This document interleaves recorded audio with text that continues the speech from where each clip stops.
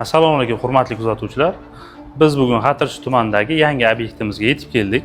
Bu obyektni biz kelib o'rganib chiqdik.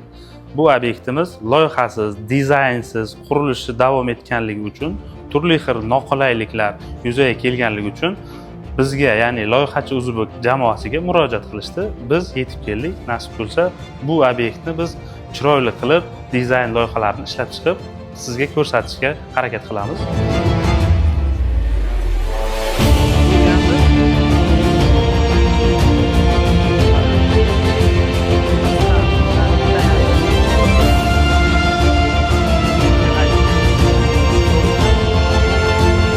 Hurmatli kuzatuvchilar, bu obyektimizni biz obmer qilib o'rganib chiqdik, kamchiliklarini ko'rdik.